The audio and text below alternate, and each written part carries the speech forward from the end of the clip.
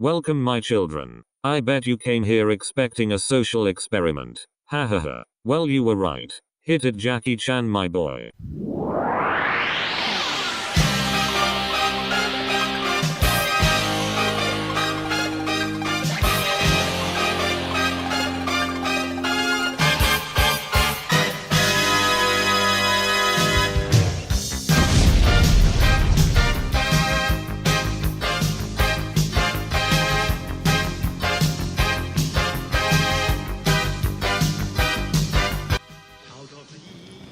Think about this for a second.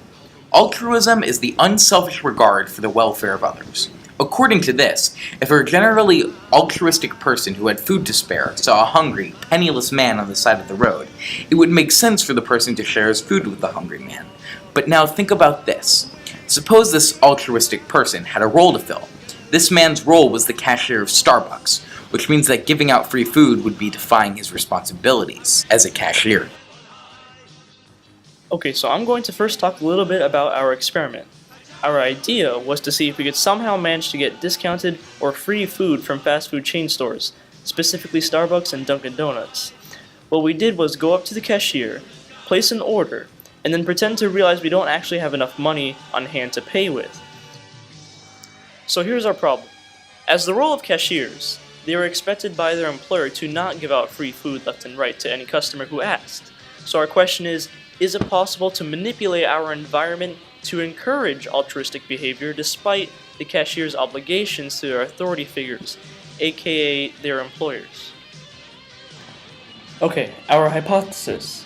By manipulating as many altruistic encouraging variables in our favor as possible, we can increase the chances that we will receive discounted and even free orders. The following slide contains a list of such variables mentioned in our textbook. 1. The person appears to need and deserve help. 2. The person is in some way similar to us. 3. We have just observed someone else being helpful. 4. We are not in a hurry. 5. We are in a small town or rural area. 6. We are feeling guilty. 7. We are focused on others and not preoccupied. 8. We are in a good mood. All of these variables increase our chances of us performing altruistic behaviors for the good of others. As for the logistics of our experiment, it was conducted within local Starbucks and Dunkin' Donuts. The subjects of our experiment were the cashiers, the Confederates were Matthew and I, and what we did was record and analyze each of our interactions individually.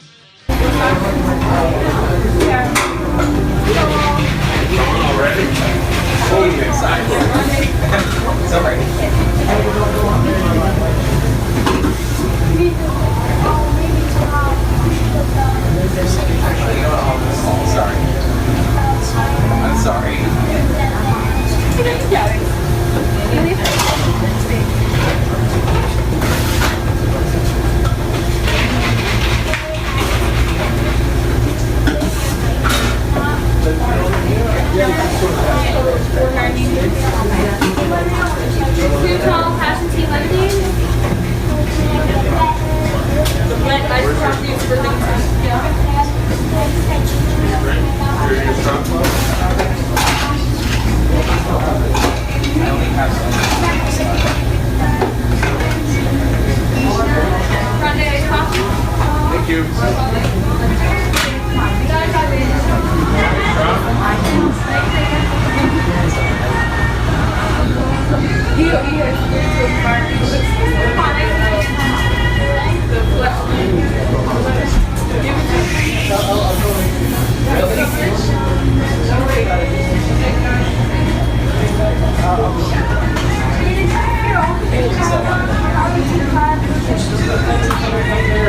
I bet you.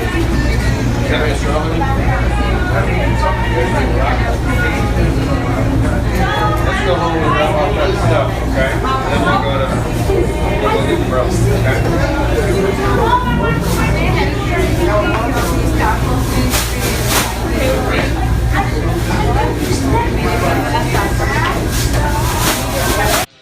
So what happened? Well, Matthew attempted to get a small coffee despite it being over $1 short, The cashier herself was unsure about what to do due to being conflicted with doing the nice thing and her role as cashier. However, a noble bystander defied the bystander effect and stepped up to help Matthew. The bystander effect states that when more people share the responsibility to help, any single bystander is then less likely to help. What we did. To encourage altruistic behavior from the cashier, Matthew greeted and spoke to the employee with a gleeful tone as well as spoke with increased politeness and attention. Mood linkage is the human tendency to absorb and take on the mood of the people around you. Matthew's gleeful attitude was intended to spread to the cashier because good moods are linked to altruistic behavior as seen earlier. In the end, our efforts did not work as intended on the cashier for this particular recording, but both the manager and the bystander were willing to provide help for Matthew in his time of need. In total, we went to 6 stores and were only rejected twice. We tried to keep differences and factors to a minimum, and overall, each interaction turned out so similar to one another to the point that even dialogue seemed the same. In conclusion, we did our best to recreate the altruistic encouraging factors in our social interactions, and in turn, received results that supported our hypothesis. Our idea suggests that we can manipulate the environment to increase the likelihood of altruistic behaviors.